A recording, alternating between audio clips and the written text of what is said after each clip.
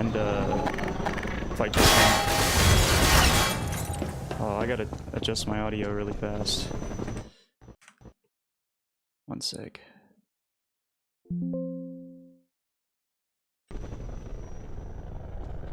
There we go.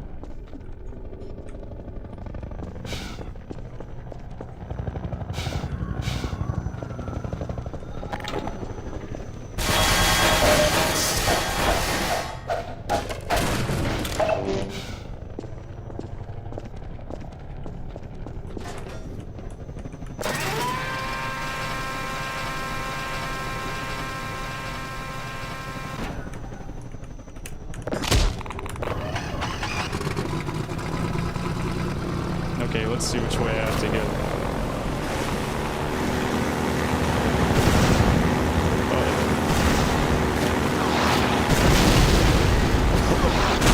Oh shit.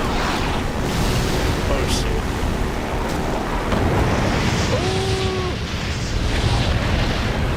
Where the fuck do I go? Yes.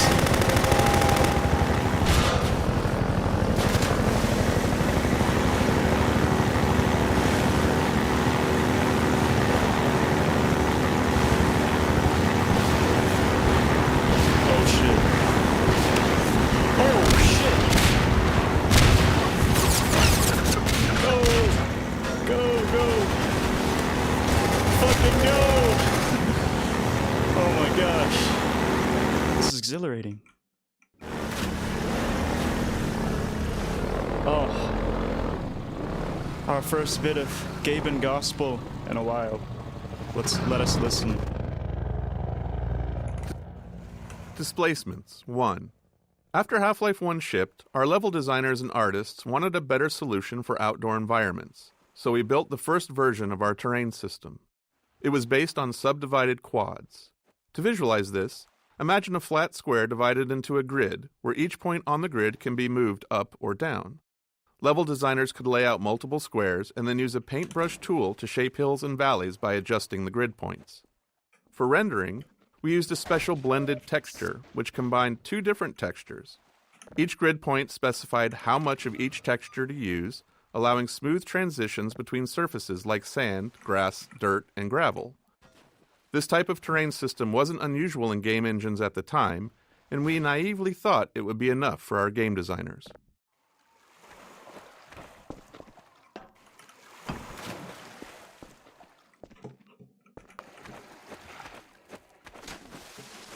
Oh, wait a minute. I remember there's a washing machine up here.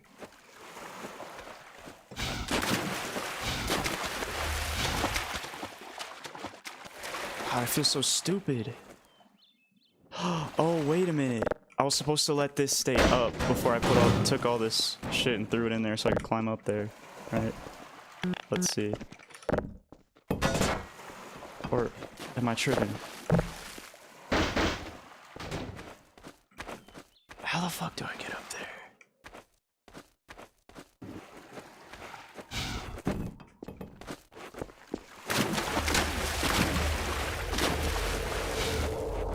I think I'm still gonna try to lower shit. Well, hold on. Can I just hop up here? Oh shit. Thank goodness. We have found the solution. Displacements 2. Once the initial terrain system was up and running, we expected level designers to use it for outdoor spaces. Instead, they began experimenting, adding detail in unexpected places. They used the subdivided quads on the top of walls to create ruined edges, rounded off street curbs, and even attempted to make pipes. This met with varying success since the terrain system was designed for landscapes, not architectural detail. So we returned to the code mines, transforming the height-based terrain system into a fully 3D displacement system. Now, instead of only moving grid points up and down, designers could move them in any direction. This allowed them to add extra detail to all kinds of surfaces using blended textures to smooth transitions between the displacement quads and the BSP geometry. However, this required additional tech work to ensure consistent lighting between the two renderers, or those edges would have been noticeably mismatched. But with all this done, the level designers seemed satisfied, and we naively thought that this time it really would be enough. Let me check if the captions, how they look. Let's see. Subtitles. Washing machine puzzle. We created the washing See, they're machine kinda physics rough. puzzle late in development, after playtesting indicated that players needed some downtime from the relentless pressure from the helicopter. Pacing contrasts like this can accentuate the high moments by resetting the player's emotional state and warding off exhaustion or even boredom. It was a positive sign that players reacted so strongly to all the work done to make the helicopter truly menacing. But if we didn't manage the stress of it, fatigue set in, which quickly started to feel like monotony rather than excitement. Originally, players quickly drove through this area, but because of the nice sunlight and composition of the canal here, we decided it was a good spot to pause the action and have the player spend some quiet time solving a puzzle. The puzzle itself, which was the first to use masses and pulleys, ended up giving rise to other physics navigation puzzles elsewhere in the game. That's awesome.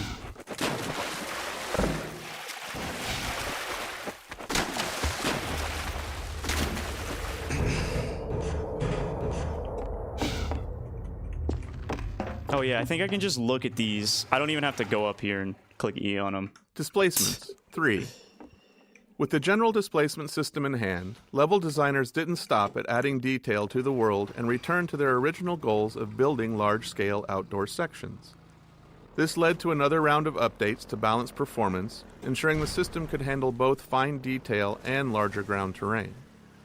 Texturing had to improve as well, especially to support complex structures like overhanging cliffs that weren't possible with the original height-based system.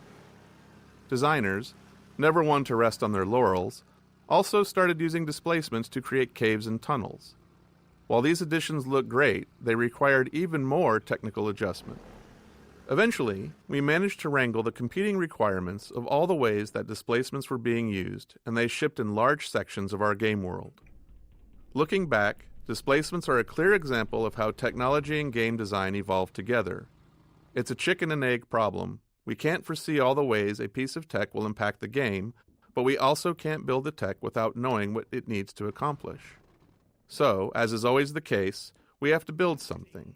We start with a solid guess and see where it leads us. I'll show you what you're up against. He's got the combine mounted turret. That's sick. I love boarding mounts.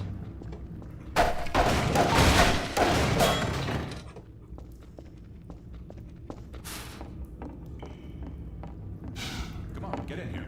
Okay, I'm coming. Gestures. Each of our characters had a library of simple animations called gestures, which we could easily layer on top of other body movements. While originally planned as a production savings to allow us to reuse animations throughout the game, we found they actually had more utility than that. Humans often repeat certain movements, and these can be markers of a specific personality. As a result, our gestures library ended up capturing the essence of each character, helping to unify our animation team's understanding of who those characters were. This made it much easier for our animators to share any one character's workload among themselves, which production often required. I totally missed what you said, Rebel Man. I apologize.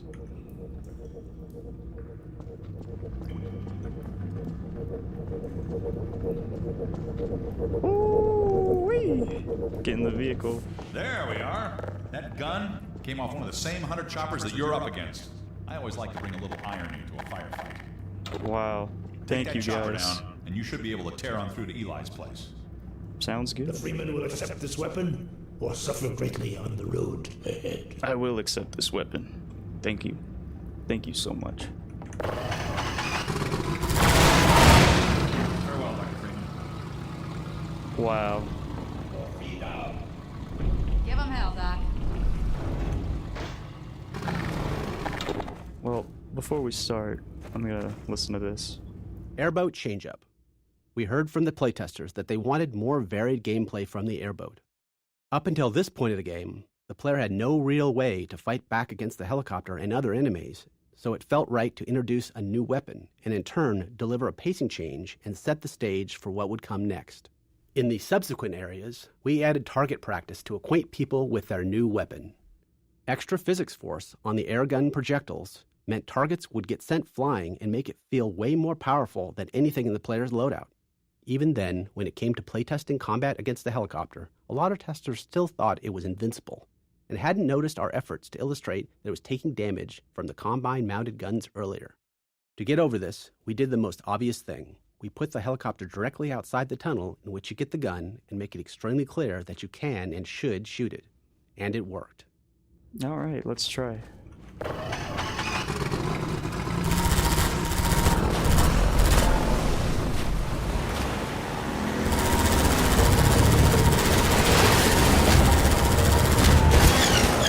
I gotta reload. Come on.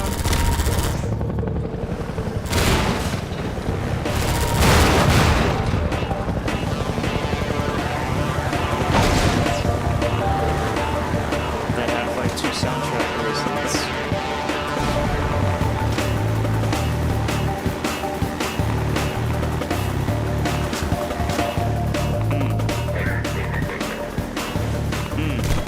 I knew I should have hit that jump.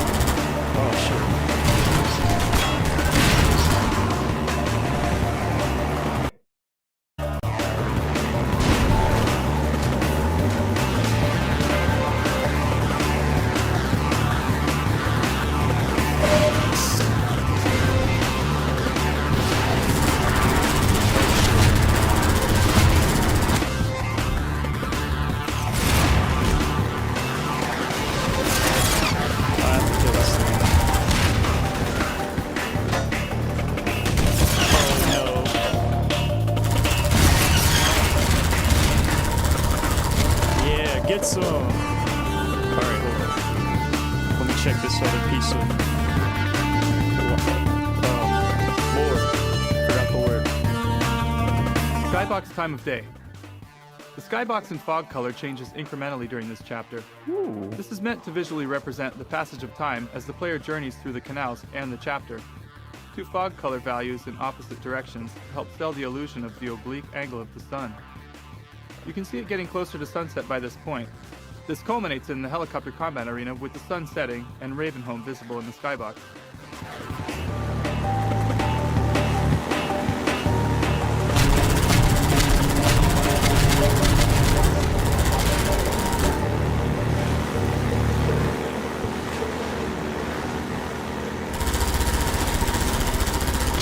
Oh shit. Was that G-Man?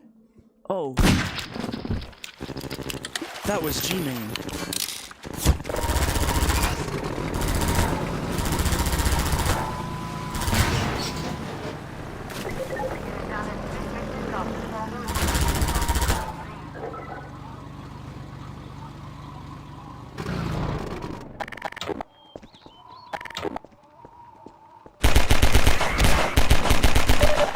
Oh shit.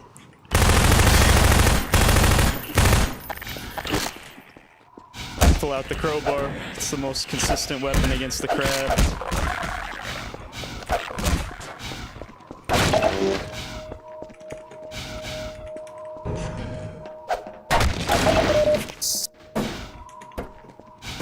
A Half-Life game is an ultimately linear experience, but we're always looking for ways to break up the player path and create nonlinearity at level scale. The slammed cache, replaced with a zombie and head crab ambush, was entirely optional and built only to add some of that non-linearity to this section of travel through the canals. Oh well. I feel like I'm missing like a way to path up there, but maybe I'm tripping. So, moving on, Gordon.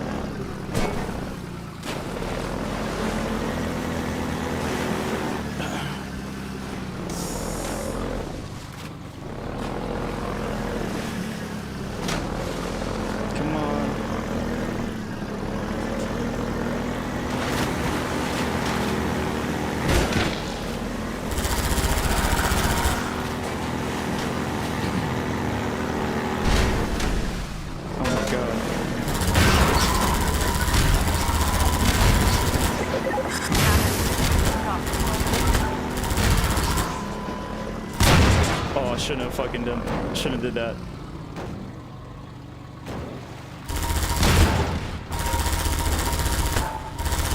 Are these things just infinite?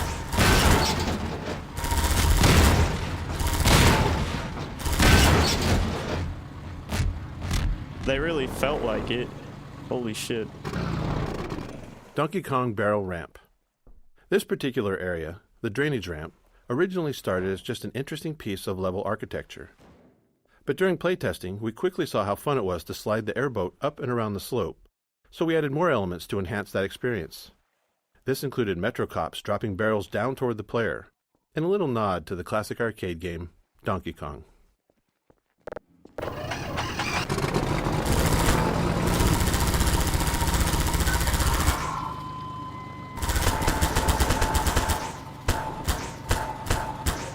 That sounds like the Gmod tool gun.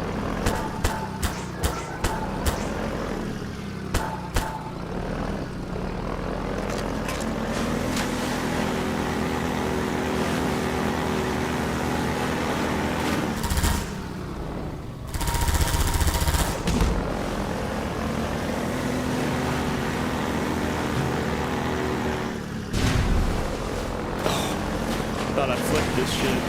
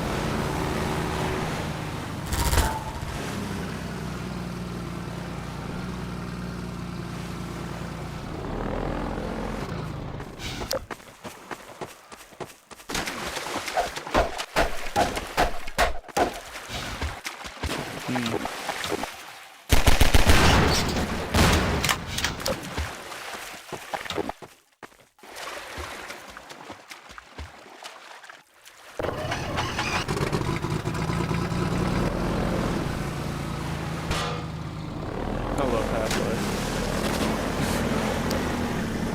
This game's so much fun.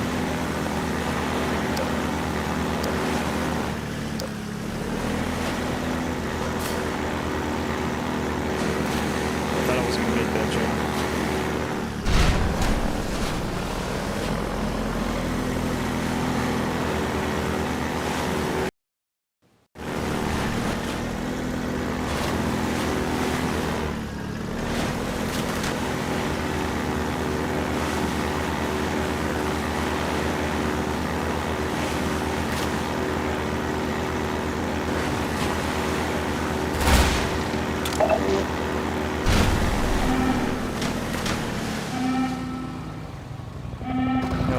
Helicopter That doesn't Megabomb look good. Origin.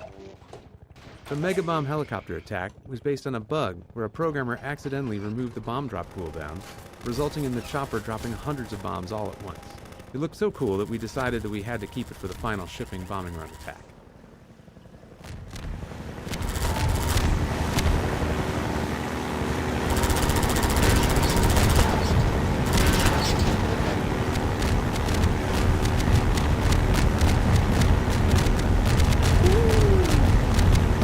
Doesn't look very nice.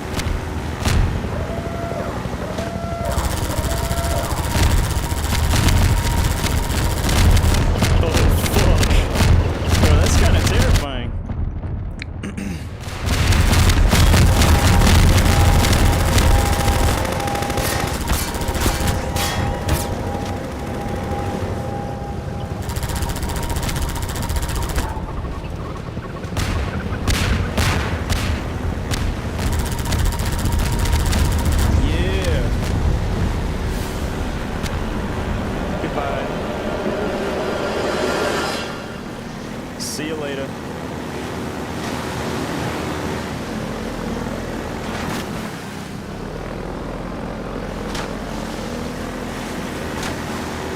looks like I have to go up here. Do I have to use this as a jump? Or like what?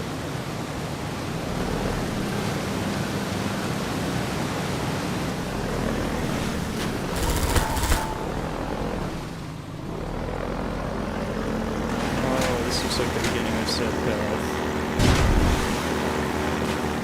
Maybe?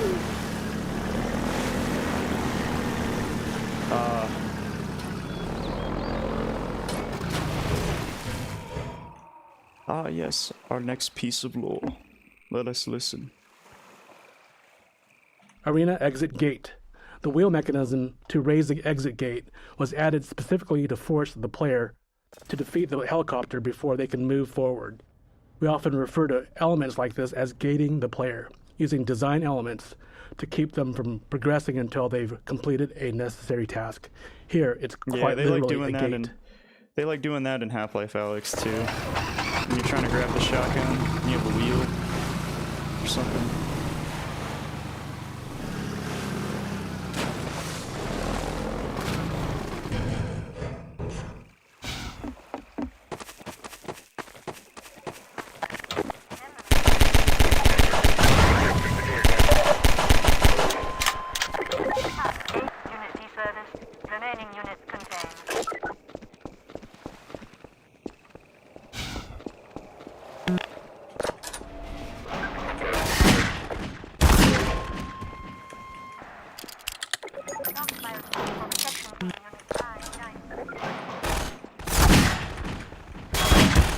Damn, there he is. Pretty good.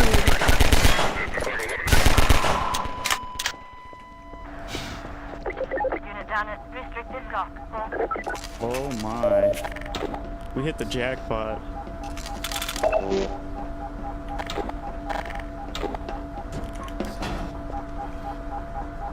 The fuck is this shit? Probably have to blow it up.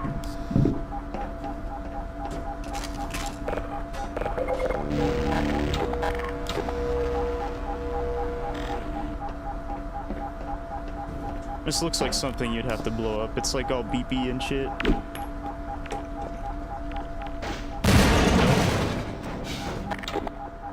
It's just set design.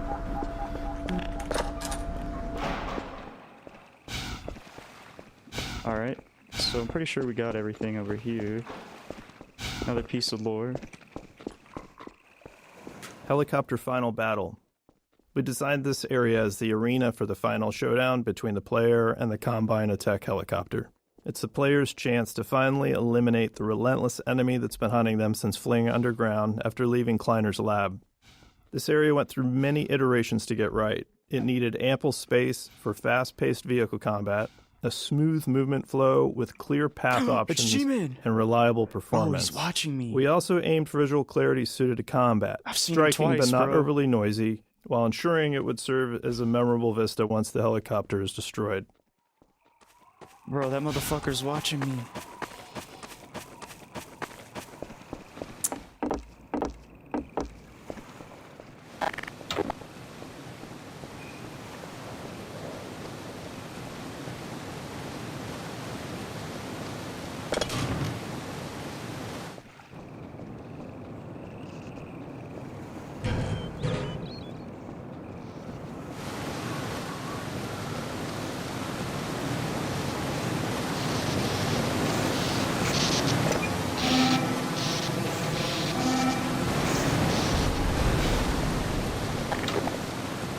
Alrighty, let's get the fuck out of here.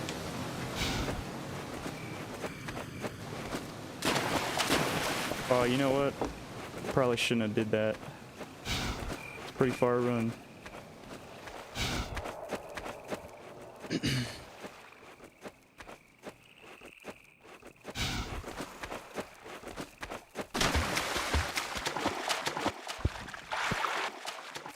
Alright. Made it back to the airboat.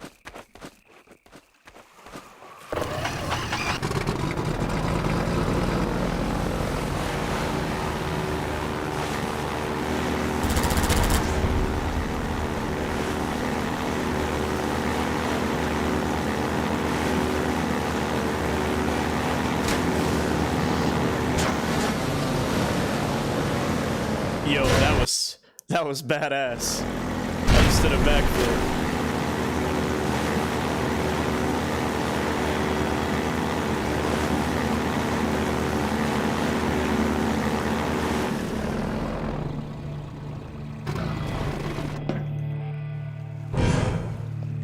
Airboat wreckage. Originally, we destroyed the airboat in the jump over the dam. So this level opened with the player amidst the wreckage of their beloved airboat. In a team-wide playtest, people felt disappointed to lose the vehicle they had spent so much time in. There was a lot of internal debate about whether that feeling of loss was a valuable experience or not. Ultimately, we decided to leave the airboat intact, to allow for the possibility of the player reuniting with it someday. Some say that airboat is still out there, waiting for you. Oh, really? Maybe in the next Half-Life game? Maybe?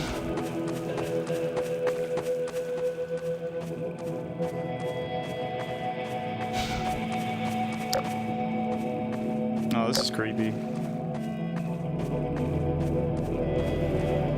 Alex and Mossman.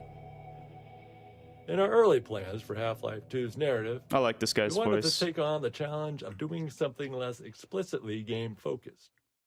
Not just a story about the obviously good player defeating the obviously evil enemies. Instead, we aimed to focus on characters and their relationships. We thought it would be interesting to explore family as a central dynamic unit of Half-Life 2.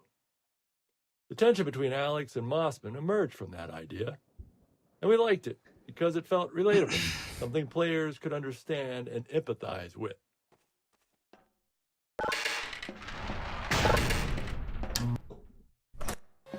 We've got something.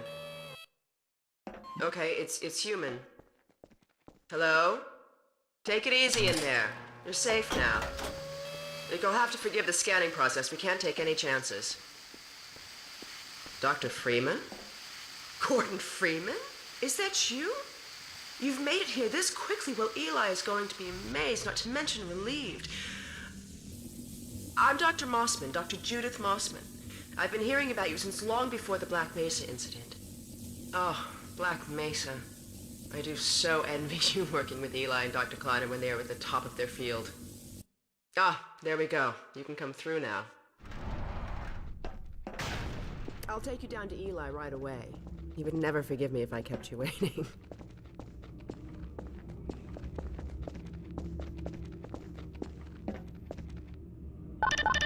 For those who know, you we know. could certainly use the extra For those help who don't around know, here. I'm not going to We've spoil covered a lot anything. of ground in the last few months, but things would go so much faster if we had more people with your training. We're closing in on a reliable local teleport technology. Something the Combine still hasn't mastered. Eli thinks their portals are string-based, similar to our Calabi-Yau model, but they've failed to factor in the dark energy equations. They can tunnel through from their universe, but once they're here, they're dependent on local transportation. If they knew what we were doing with entanglement... Entanglement. Oh. They love that word. Listen to me, I sound like a postdoc. I'm just so excited to think that we'll finally have the chance to work together. Where was I? Oh, yes. Dr. Kleiner compressed the Zen relay far beyond anything he imagined at Black Mesa. We've figured out how to use Zen as an unexpressed axis. Effectively a dimensional slingshot. Oh, so he's we can cooking a head swing around crab. the border world and come back in local space without having to pass through. They eat head crabs here. Oh, here's Eli now. All right. Hey, my boy. Right up. Good to see you. Eli, look who I found in Eli's lab. Oh, fuck. We built Eli's lab Sorry. after Dr. Kleiner's, which gave us a better understanding of how to set up and design effective choreo scenes. Dab me up. As a result, we were able to create a more complex scenario with more opportunities for it to respond to the player. Having multiple characters doing their own thing around the room made staging tricky, and it took a lot of iteration and playtesting to get it to run smoothly. Our experience showed that, generally, players wanted to play along with the scene. They just needed enough subtle clues to know where we wanted them. Similarly, if they got distracted, the scene had to gently pause and wait for them to return. I can dig up.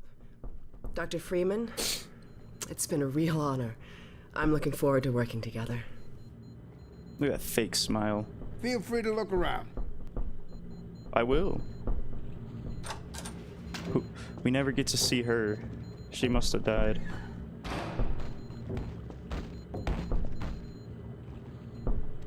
We're still not sure what that does.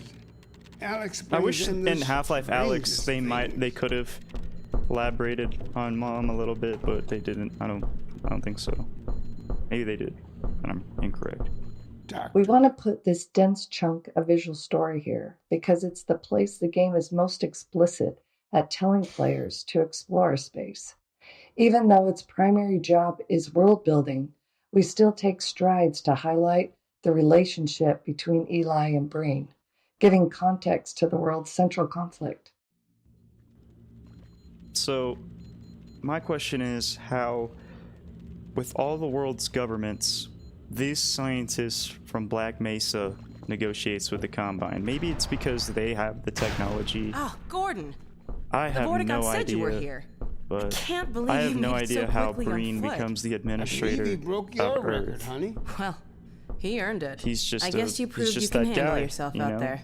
There's nothing Gordon He's a necessary can't handle, evil too because with the possible exception he of is you. submitting to the Dad, Combine please. instead of letting us get destroyed. So like I think Breen is a complex character. Hugs and pickups.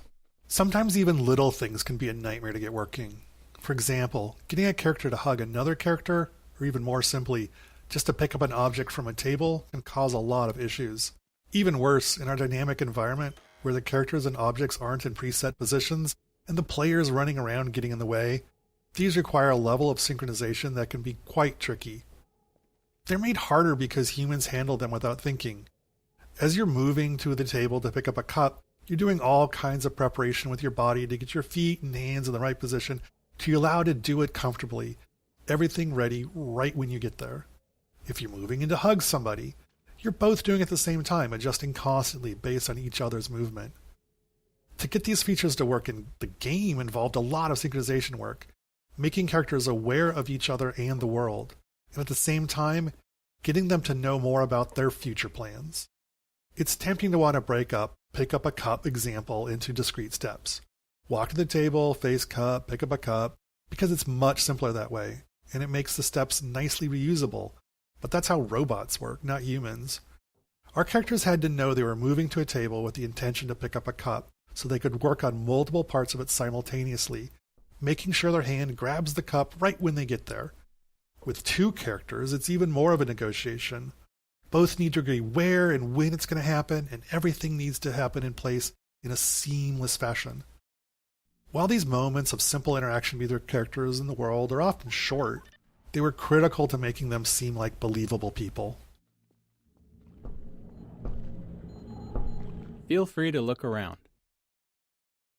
Balancing the player's desire to explore with the narrative goals of the scene was always a challenge. We wanted the room to be full of interesting things to look at, but many players wouldn't explore until they were sure they wouldn't miss any of the character performances.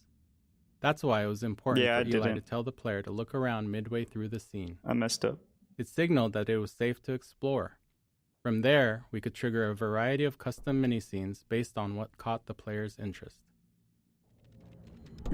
I think the Vortigaunt typing on the computer is fucking hilarious. What's he doing? Go on, Gordon. Go with Alex. Well, he doesn't want me here anymore.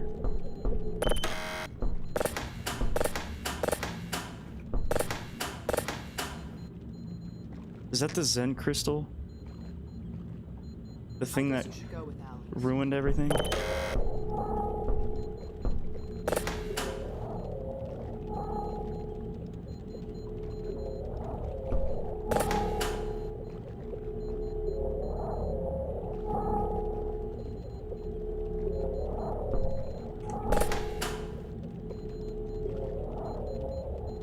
Go ahead, Gordon. We'll catch up with you later.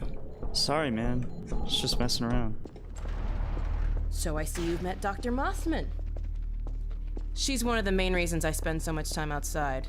You should hear her drone on about how it should have been her in the Black Mesa test chamber that day. I'm sorry, I shouldn't be talking behind her back. It just gets a bit claustrophobic down here. Mosp. Judith Mossman was originally based on a character we had planned for a section of Half-Life 1. That section was cut from the base game and reused in Uplink, but without the character. We consider her the most complex character in Half-Life 2. We knew we'd be walking a tightrope with how the player felt about her even before Nova Prospekt, because the player's trusted sources don't agree. Eli likes her, but Alex doesn't. We recognized there was a limit to how much complexity we could pull off in relationships, but we felt that a stepmother-daughter dynamic was something players would understand. Whether or not you agree with Mossman, she's doing something heroic. She risks being a double agent to get the information she needs to protect Eli and Alex. She just didn't plan for Gordon. All the characters are pretty complex.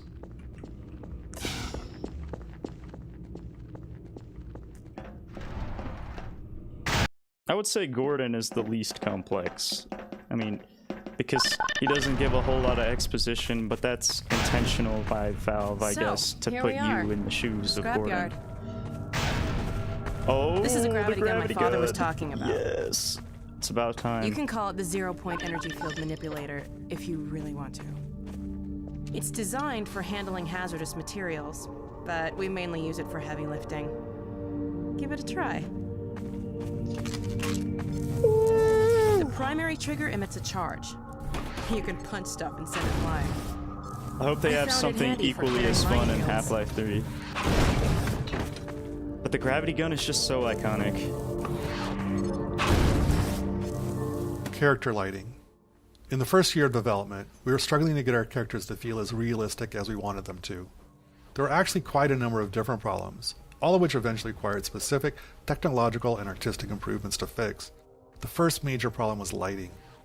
At the time, lighting technology in games had many shortcuts, some due to performance, but many due to misunderstandings of how it all works. To make characters look good at the time, models and textures had to be created with much of their lighting solution baked into them, like shadows and glossiness. The characters looked cool, but they also looked like video game characters. We started building Alex with this approach, because that was how you were supposed to do it. We used the bake solutions and lit her like a movie actor, essentially as if she had a custom lighting rig that followed her around and ensured she always looked good. But it didn't really work. The range of lighting environments and the dynamic nature of video games meant that she'd look great in some environments, but always end up looking terribly unrealistic at some point.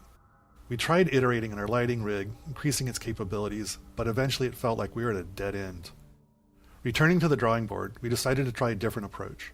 We built her and the lighting and the textures from the ground up, throwing everything away, focusing on not on what we wanted her to look like in our ideal lighting, but on how things were supposed to work in the real world. It might seem obvious, but it wasn't how it was done, at least not in video games. When looked at outside the game's renderer, these models and textures actually looked worse than the previous versions, but we managed to methodically pull out all the shortcuts and misconceptions about how light and texture and graphics cards worked and put it all back together. After all that was done, when we were finally able to look at Alex in-game with her new models and textures in a dynamic environment that kept her visually consistent at all times, well, she looked great. Totally seamless and part of the Half-Life 2 world. Facial technology. We wanted players to care about our characters, and to even have a chance at achieving that. We knew we had to invest a lot of technology for our characters' faces.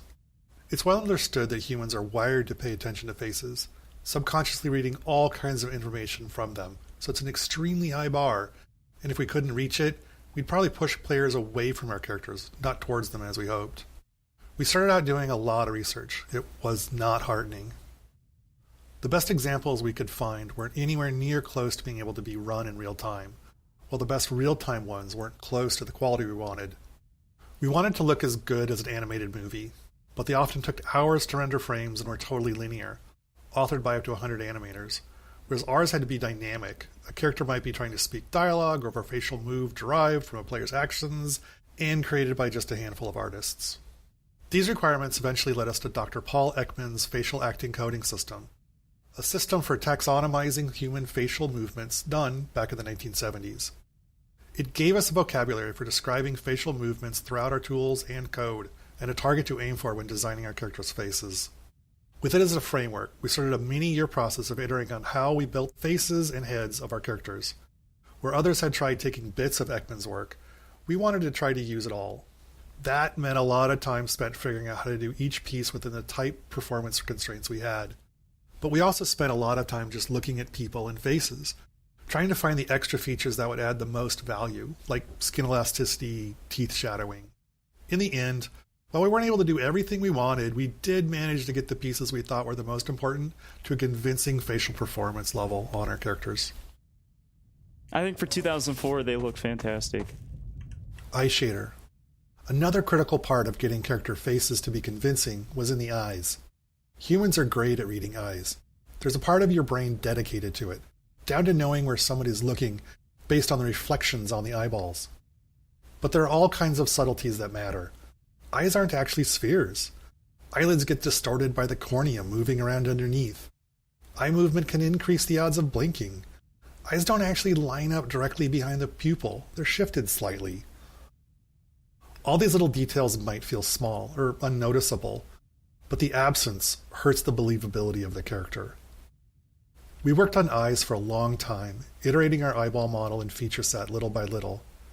Some things required external interfaces, like what things in the environment were interesting to look at, where others were automatic, at a subconscious level in the AI, like blinking, an obvious requirement, but one that's subtly confusing if it's wrong. Eye reflections had a particularly large impact. They're ultimately a tiny amount of real estate on the screen, but the difference they made was enormous. We knew we were finally done when we reached the point where, with our eye shader off, a character looked like a doll, human-like, but unconvincing in some way that was hard to describe. But when we turned it on, suddenly it felt like a human was looking at us.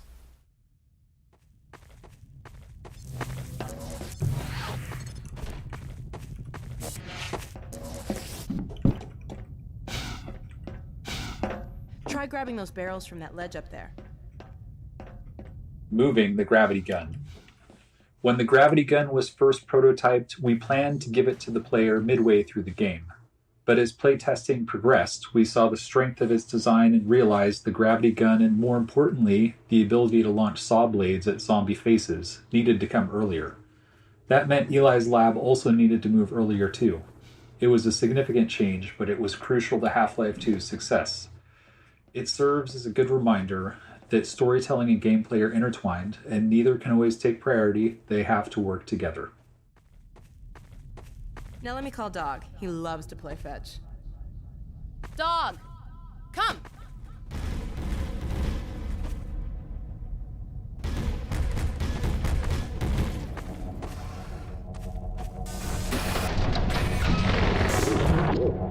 Good doggy. Gordon, this is Dog. My dad built him to protect me when I was a kid. First model was about yay high. I've been adding to him ever since. Haven't I, boy? Okay, Dog, let's play catch with Gordon. You'll need to use the gravity gun. Go ahead, Dog. Throw!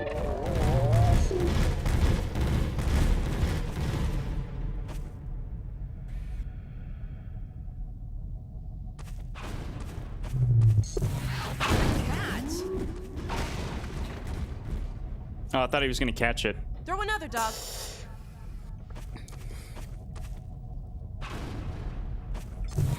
Awesome. Another one, Dog. Well, I guess he's not going to catch it.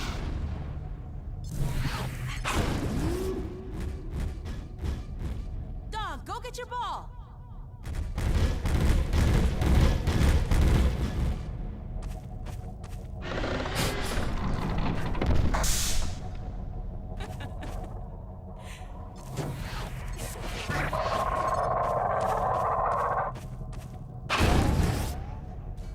Go get it.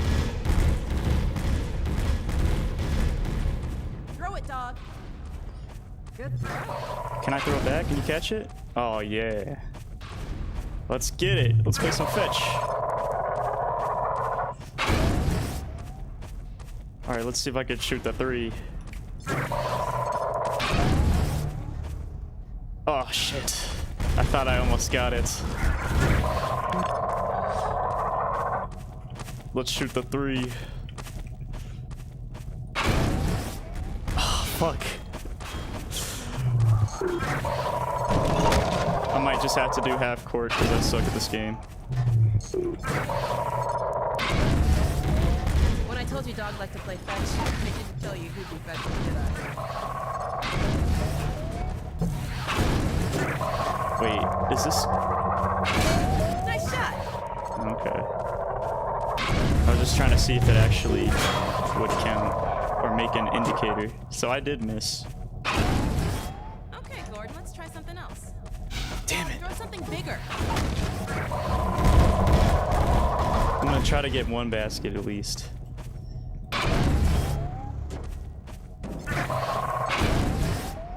No, Dog. Good enough. No point. Put that down.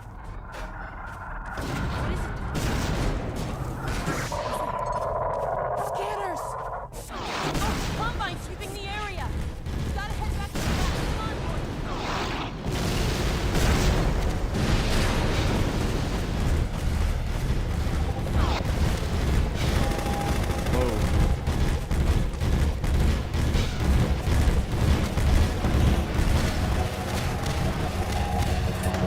Dad! Alex, do you read? Alex! Honey. What's going on in there? Where are you, Alex? We're in the scrapyard airlock, stuck in a full auto cycle. Is Gordon still with you? He's right here. Good. I want you to... Dad? Take Gordon out of here. Head for the coast. Do not go through Raven. Dad? Dad! Damn it! Dog, open the airlock. Get us out of here. Hurry, now! Tear it apart if you I think the beginning of next mission is a good point to That's enough, stop Dog. for this episode. Come on, Gordon! Come on!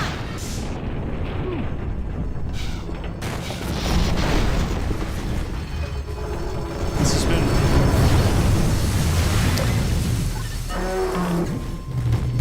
Gordon, you need to get out of here. I can't leave my father. Dog, take Gordon to the Ravenholm tunnel, then circle around and try to meet up with me.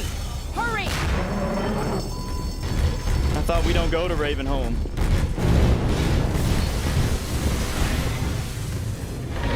But I thought we don't go to Ravenholm.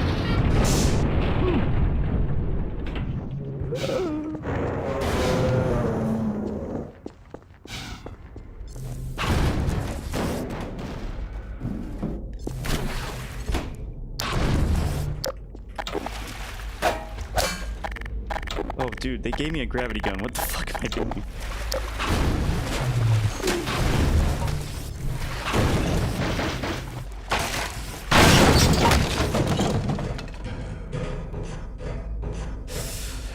Alrighty.